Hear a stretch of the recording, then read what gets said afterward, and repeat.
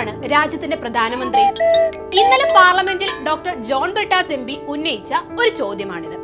കുറച്ചു കാലം മുമ്പായിരുന്നുവെങ്കിൽ തമാശയായി കാണാമായിരുന്ന ഒരു ചോദ്യത്തിന് ഭീതിപ്പെടുത്തുന്ന ഒരു നിശബ്ദതയായിരുന്നു ഇന്നലത്തെ മറുപടി.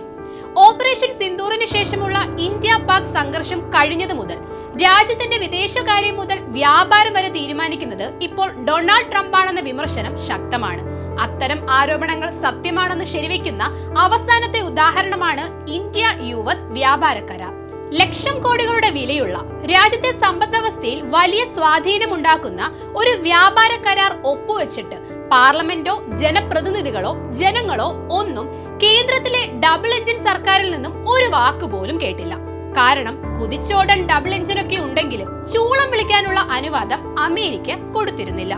എന്തുണ്ടെങ്കിലും ആദ്യം ഞാൻ പ്രഖ്യാപിക്കും, അത് കഴിഞ്ഞ് അനുമതി തന്നിട്ട് വാ തുറന്നാ മതിയെന്ന് ട്രംപ് ഓർഡർ കൊടുത്തതിന്റെ തെളിവായിരുന്നു കരാറുമായി ബന്ധപ്പെട്ട് വന്ന സോഷ്യൽ മീഡിയ പ്രഖ്യാപനങ്ങൾ.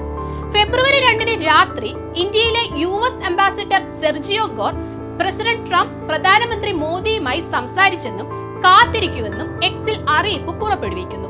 തുടർന്ന് പതിവ് പോലെ ട്രംപിന്റെ തുറന്നടിച്ച പ്രഖ്യാപനം. റഷ്യൻ എണ്ണ വാങ്ങുന്നത് നിർത്താനും അമേരിക്കയിൽ നിന്നും വെനിസ്വേലയിൽ നിന്നും കൂടുതൽ വാങ്ങാനും മോദി സമ്മതിച്ചു എന്നായിരുന്നു ആ പ്രഖ്യാപനം. ഇന്ത്യൻ ഉൽപ്പന്നങ്ങൾക്ക് 18% തീരുവയാക്കും. ഇതിനു പകരം ഇന്ത്യ അമേരിക്കക്കെതിരായി അവരുടെ താരിഫുകളും താരിഫ് ഇതര തടസ്സങ്ങളും പൂർണ്ണമായും എടുത്തുകളയും. $500 ബില്യൺ അധികം മുടക്കി US-ൽ നിന്നും ഊർജം, സാങ്കേതിക വിദ്യ, കൃഷി, കൽക്കരിയടക്കം മറ്റ് നിരവധി ഉൽപ്പന്നങ്ങൾ വാങ്ങാനും മോദി സമ്മതിച്ചതായും ട്രംപ് ഒറ്റ ശ്വാസത്തിൽ പ്രഖ്യാപിക്കുന്നു.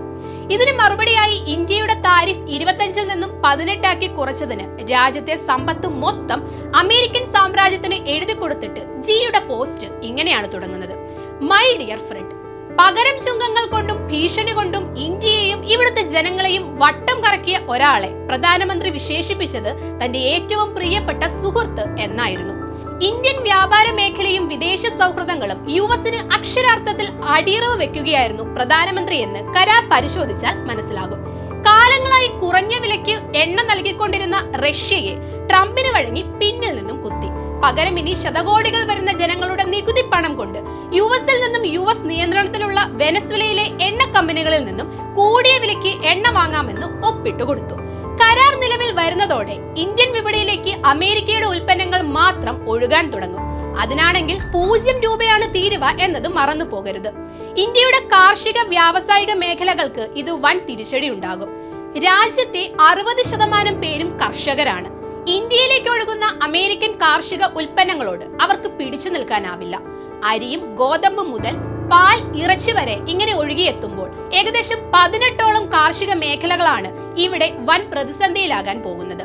വ്യവസായ യന്ത്രങ്ങൾ, ഓട്ടോമൊബൈൽ, മരുന്നുകൾ, പ്ലാസ്റ്റിക് ഉൽപ്പന്നങ്ങൾ തുടങ്ങിയവയും തീരുവയില്ലാതെ US കയറ്റുമതി ചെയ്യും.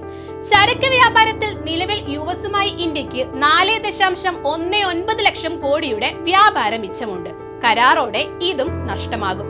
രാജ്യത്തിന്റെ ഊർജ പരമാധികാരത്തോടൊപ്പം കാർഷിക മേഖല കൂടി US-ന്റെ കാൽക്കീഴിൽ കൊണ്ടുവയ്ക്കുമ്പോൾ ഇന്ത്യൻ സമ്പദ് വ്യവസ്ഥയുടെ ഭാവിയാണ് ഇരുട്ടിലാകുന്നത്. ഭീഷണികൾക്ക് വഴങ്ങാതെ US ഉൽപ്പന്നങ്ങളുടെ തീരുവ ഉയർത്തിയും ബദൽ വിപണി കണ്ടെത്തിയും ചൈനയും റഷ്യയും അടക്കമുള്ള ശക്തരായ രാജ്യങ്ങൾക്കൊപ്പം ഒറ്റക്കെട്ടായി നിന്ന് വിപണി വിപുലപ്പെടുത്തുകയും ചെയ്യാതെ ട്രംപിന് മുന്നിൽ മുട്ടിലിഴയുന്നതിന്റെ കാരണമാണ് ഇനി നമുക്ക് അറിയേണ്ടത്. കേന്ദ്രത്തിലെ BJPയുടെ ഗൂഢ ബിസിനസ് താല്പര്യങ്ങളോ അതോ എപ്സ്റ്റൈൻ ഫയലുകളിലെ കറുത്ത വരകൾക്ക് പിന്നിൽ ഇനിയും ബാക്കിയുള്ള പേരുകളോ എന്താണെന്ന് വരും നാളുകളിൽ കണ്ടറിയാം.